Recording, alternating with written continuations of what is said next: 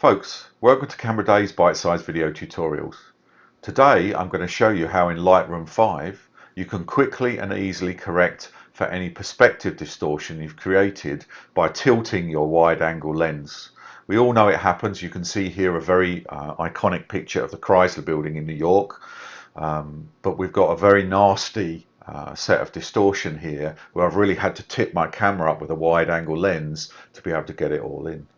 For those of you who have used Lightroom before, you know that you have a lens correction panel, and in the past what we've been able to do is to correct for the distortion effect that we get from a wide angle lens, and I'll go across into the manual so you can see here. So you often get this distortion effect of, you get a bubble in the middle, the old pin cushion distortion as it were, and you can see here it can be quite dramatic. This is over exaggerated to show you the effect. So that's often the first one that we want to do, is correct that. Some lenses show chromatic aberration, and I click on this and it would remove it if I had some, and you can go into the color tab here and you can see the amount of defringing that you can do. Now some lenses are better than others. This is an L lens, so it's not too bad, but it won't show in this type of subject. But if you had a tree as an example, you can zoom right into that tree. You can get some nasty purple fringing effects around the leaves, and clicking this often will remove it dramatically. Lightroom does have a profile of many of the different Canon lenses, the same for Nikon and some of the other third parties as well, and I actually in this case was using a 17-40 and it knows that and has corrected it for me. But the key element that we're really looking for here is how do we get rid of this pretty awful distortion, if we can see here, of the vertical. So if you look through all of these different areas, and I'm not going to go through all of them, we can take a look at the example of the vertical. We start to tip it upright. And it looks much more perpendicular as we would expect it to be. It does look pretty distorted still, and you can see we're missing most of the Chrysler building. I am over exaggerating it, and we are getting this nasty white box where there's no detail left in the picture.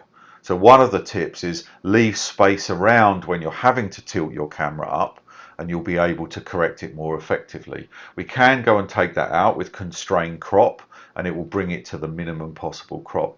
Now this shot is actually, now I look at it, leaning out at the top rather than leaning in. So somewhere in the middle is probably a better effect.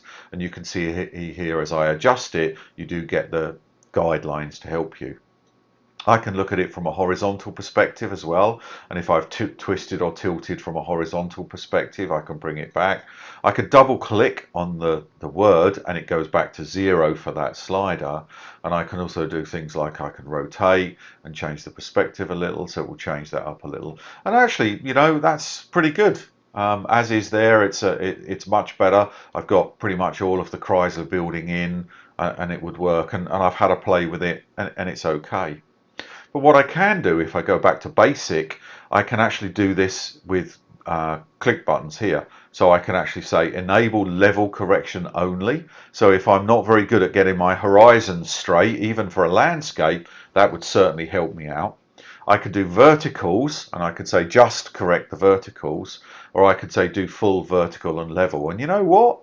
On the whole, that's not too bad. I'll crop it a little maybe to take out the little fog at the bottom there. We'll take out those two little white lines. I don't think we need them in, but we want some of the street to make it look good.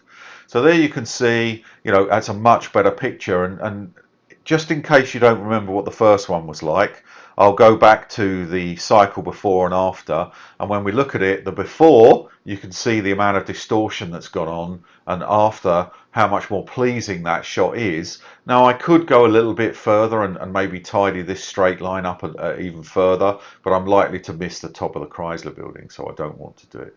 So remember, it's built into the lens correction menu now. It's brand new in Lightroom 5 and beyond. I hope today's tip has been really useful. Look forward to seeing you again on my channel. Don't forget to subscribe. There will be many more of these coming over the next couple of months. And good luck with your photography, and look forward to seeing you soon. Have a great day.